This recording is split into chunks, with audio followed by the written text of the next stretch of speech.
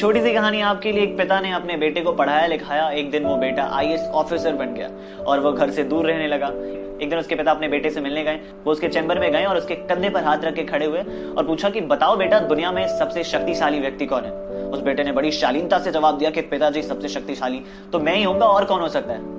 पिता को इस जवाब की उम्मीद नहीं थी।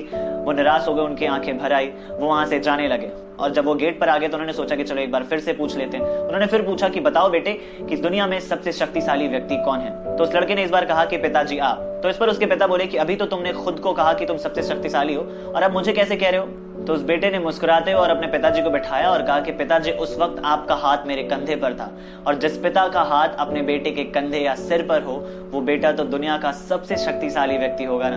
ये बात सुनकर पिताजी खुशी से रो पड़े। इसलिए याद रखना, विवेक आपसे हमेशा ये कहता है कि जिंदगी में कुछ ऐसा कर जाओ कि जमीन पर बैठने पर लोग उसे बड़प्पन कहें, औकात नहीं। तू मेरा दिल, तू मेरी जान, ओ आई लव यू डैडी।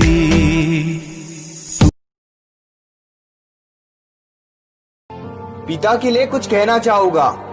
वो जमी मेरा वही आसमान है, वो खुदा मेरा वही भगवान है।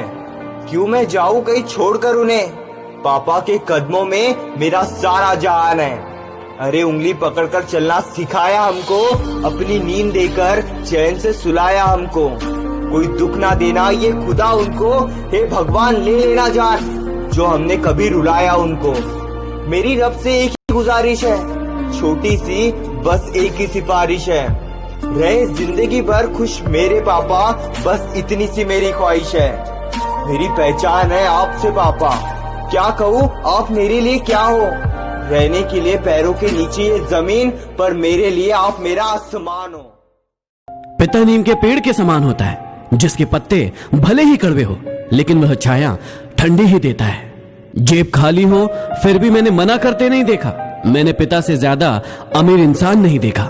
दुनिया में एकमात्र पिता ही ऐसा इंसान है जो चाहता है कि उसके बच्चे उससे भी ज्यादा कामयाब हो। पेड़ तो अपना फल खा नहीं सकता, इसलिए हमें बांट देता है, लेकिन कोई अपना पेट खाली करके हमारा पेट भर रहा है, वो है हमारे पापा।